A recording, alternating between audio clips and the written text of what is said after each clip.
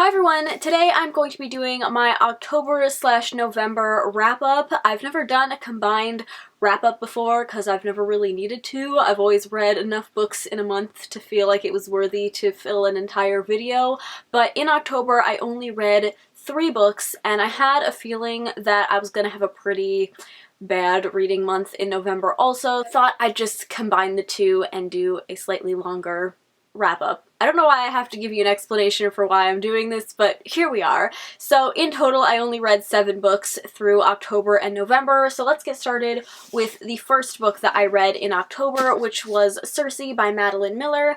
This is about the Greek goddess Circe, and Zeus banishes her to an island, and there we see her kind of harness her power of witchcraft, and that is essentially what this book is just about Circe's life story.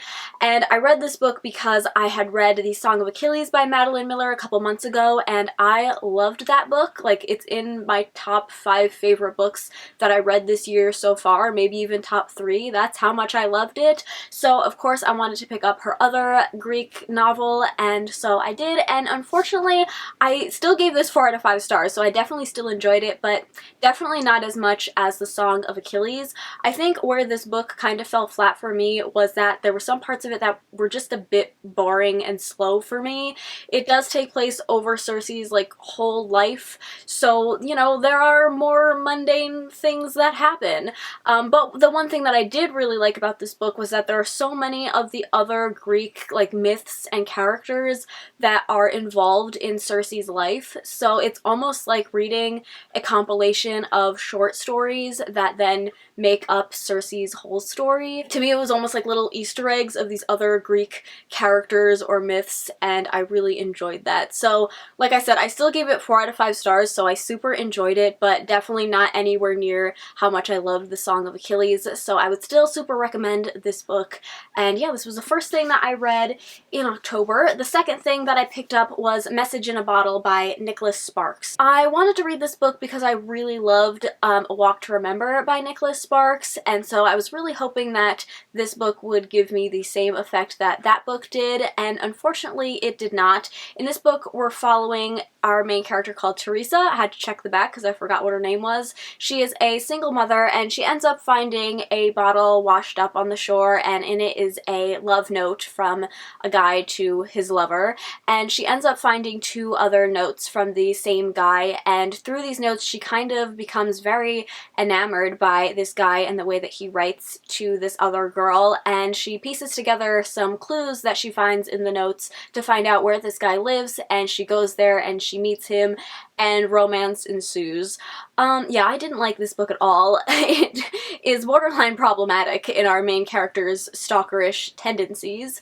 Not that I'm one to really talk on that matter, but yeah, it was also very cheesy and not in like the good way that A Walk to Remember was. And we all know that Nicholas Sparks is known for his very sad books, and specifically his very sad endings, which A Walk to Remember definitely had. Like, I bawled my eyes out the first time I read that book, but the ending still left me feeling sad but satisfied, whereas this book, it has a horribly sad ending, but it just feels very unsatisfied. I felt like I had no closure at the end of this book, so it left me with no positive emotion whatsoever when I finished reading this. So yeah, not a fan of this book. Can't say that I'd recommend it. Then the final book that I read in October, luckily we ended on a very high note, and that is Blood and Honey. This is the second book in the Serpent and Dove series. I've spoken about the first book in the series quite a lot on my channel because it's another one of those books that has made it into my top 5 books that I've read this year. So if you don't know, in the first book we're following our main character called Lou, and she is a witch, and she's forced into an arranged marriage with a witch hunter who doesn't know that she's a witch, and this is just one of the best series I have read this year. I cannot wait for the 3rd book to come out. So I'm always a little bit nervous going into a sequel when I really love the first book, because sometimes sequels can be a bit of a letdown, but this one definitely wasn't. It was still a 5 out of 5 star read.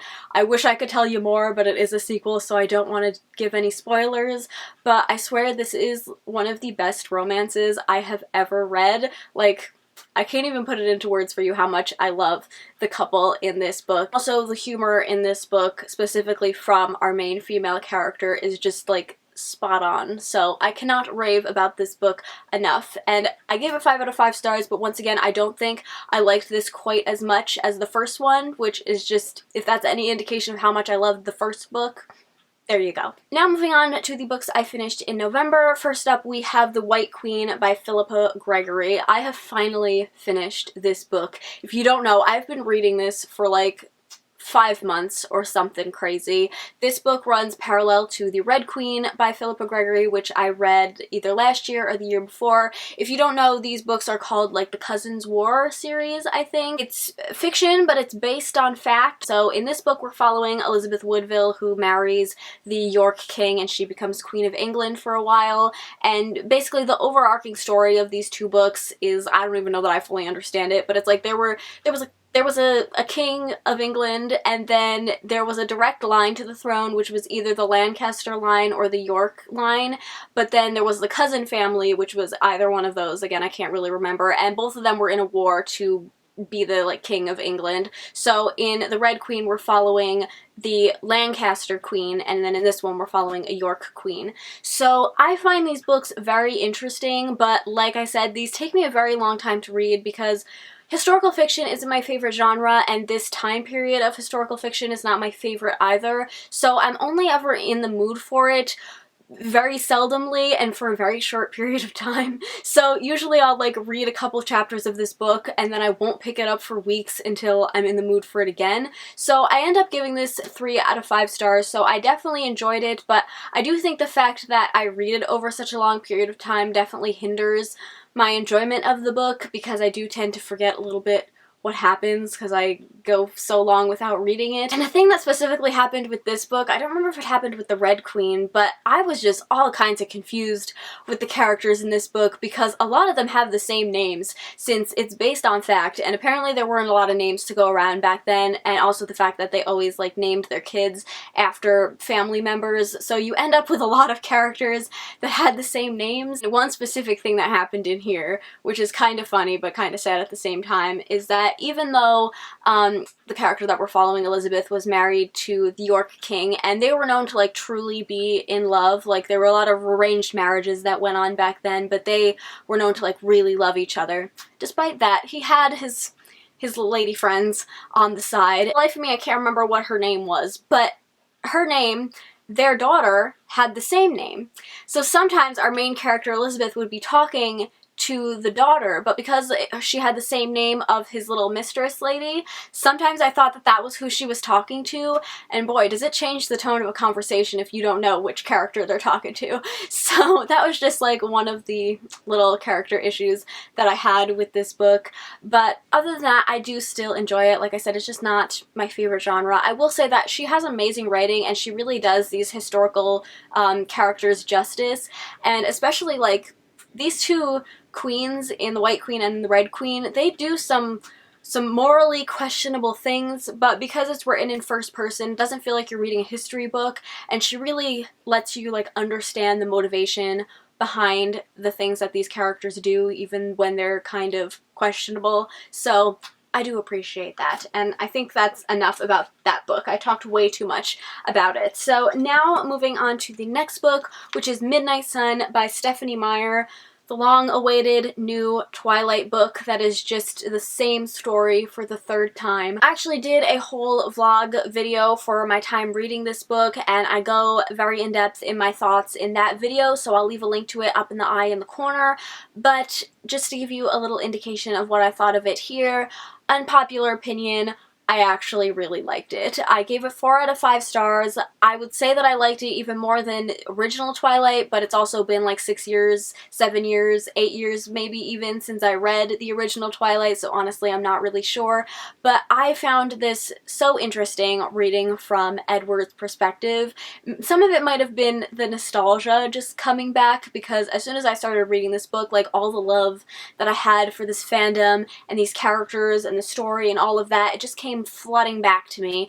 But I also found it really interesting reading from Edward's perspective with the fact that he could read minds. You don't often read from characters that can read other people's minds, so I thought that was really interesting. You also get a whole lot of the Cullens in here, which I particularly enjoyed from the original Twilight. Like, I love Alice and Rosalie, and just being able to see all of their perspectives in this book as well. Since he can read their minds, you do kind of get their thoughts on the whole situation as well. So yeah, overall, I did really enjoy this book, and there is a part of me that kind of wants her to write all of the other books in the Twilight series also from Edward's perspective, but that might be asking too much, I'm not sure. The final two books that I read in November were for the Disney read-along Nightmare Before Christmas edition. The first book is Burton on Burton. This is basically a book about his work, and I think the way that this book is written is it's told from Tim Burton's own words, but I think it was like transcribed from interviews that he did, so he didn't actually like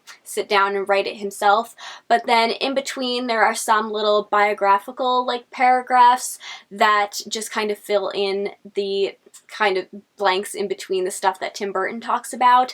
And the foreword is by Johnny Depp, and there are actually two forewords in this book because this book was released twice. So it was originally released in 1995, and then it was re-released in 2006, I believe, with all of the added work that he had done in between that period. So then Johnny Depp wrote a second foreword for the new release of the book, and I thoroughly enjoyed this book. Like, it's no surprise because I just absolutely love Tim Burton, but just seeing all of the concept art and photography in here, I'm trying to find like a good one to show you, but like here's some concept art for Edward Scissorhands, and then we've got a picture from the set, and it's just so much fun. And even though this is mainly about his work, you also get to learn a lot about Tim Burton because so much of himself is reflected in his work. So that was really interesting, and I definitely learned a lot about him that I didn't know before. The one thing that is a little bit frustrating is that my favorite Tim Burton film is Sweeney Todd, which I'm pretty sure was released like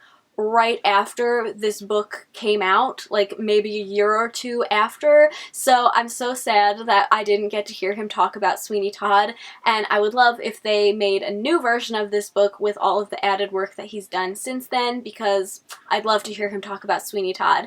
And funnily enough, there are actually multiple times in this book where he talks about doing like a true horror film, and like, even though Sweeney Todd is like a comedy musical, it is like a true horror film. So I thought that that was pretty interesting because he talks about wanting to do it, and then knowing that a couple years after this book he does do it was just like a cool little thing for me, at least. So yeah, would totally recommend this if you are also a Tim Burton fan. And then the final book that I read in November was a reread for me, and that is The Melancholy Death of Oyster Boy and Other Stories by Tim Burton. This is his poetry collection. This is my third time reading it, and once again, 5 out of 5 stars. Absolutely loved this book. By the way, I gave this 5 out of 5 stars also because there wasn't anything that I didn't love about it.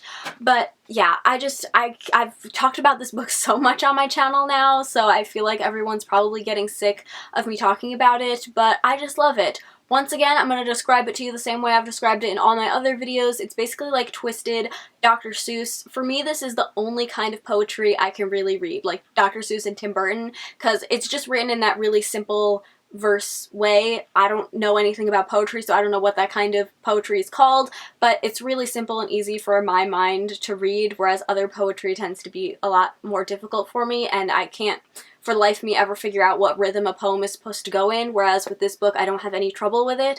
So yeah, once again, loved this book. Can't say enough good things about it. Would 110% recommend it. So yeah, those are all of the books that I read through October and November. If you've read any of these books, leave me a comment down below and let me know what you thought of them. I'd love to discuss them with you. I hope you all enjoyed this video. If you did, please give it a thumbs up, subscribe if you haven't already, and I'll see you in my next one. Bye! You hear that, Samson?